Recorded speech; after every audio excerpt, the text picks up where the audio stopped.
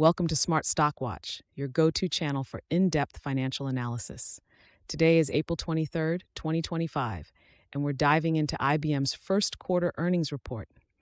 Joining us is John, senior analyst from Smart Stock Watch. John, IBM has just released their Q1 2025 results. Can you give us a brief overview of the report? Thank you for having me. IBM has reported a strong first quarter, exceeding expectations in revenue, profitability, and free cash flow. The company saw significant growth in its software segment, which was a key driver of their performance this quarter. Revenue and profitability overview. Let's start with the top line. IBM reported a revenue of $14.5 billion for Q1 2025, which is a 1% increase year over year. John, what are the key factors contributing to this growth? IBM's revenue growth was primarily driven by a 7% increase in their software segment, which saw strong demand for generative AI solutions. The gross profit margin also expanded significantly to 56.6% on a non-GAAP basis, up 190 basis points from last year, indicating improved operational efficiencies. And how did IBM perform in terms of earnings per share? IBM reported an adjusted EPS of $1.60, which beat the analyst's forecast of $1.42. This outperformance is a testament to their strong execution and cost management strategies. Segment performance and strategic initiatives.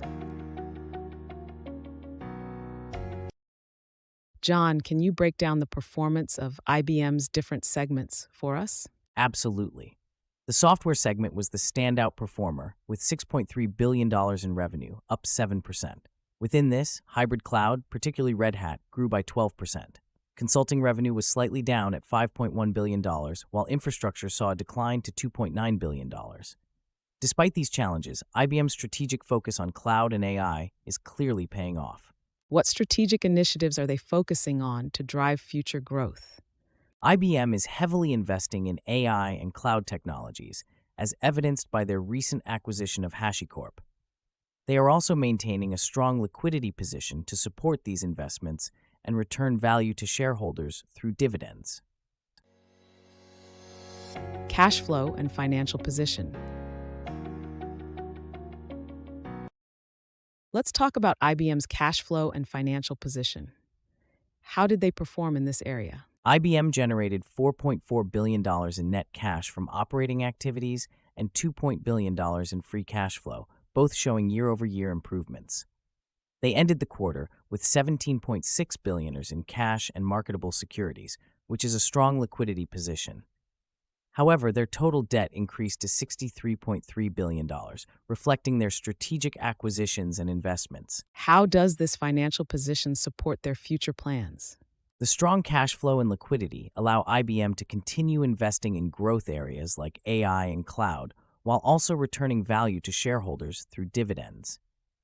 This balance of investment and shareholder returns is crucial for their long-term strategy. Future outlook and guidance. Looking ahead, what guidance has IBM provided for the rest of the year? IBM is maintaining its full-year revenue growth expectation of at least 5% at constant currency. For the second quarter, they expect revenue to be between $16.40 billion and $16.75 billion.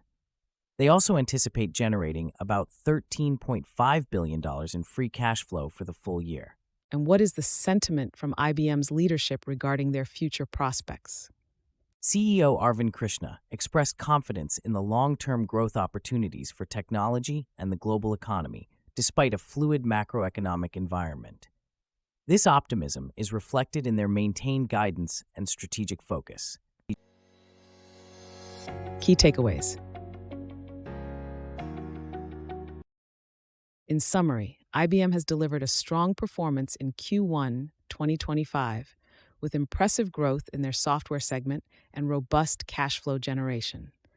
Their strategic focus on AI and cloud technologies positions them well for future growth. Thank you for joining us, John, and thank you to our viewers for tuning in. Don't forget to like, share, and subscribe to Smart Stock Watch. We'd love to hear your thoughts on IBM's performance in the comments below. Thank you for having me. It's been a pleasure discussing IBM's results with you.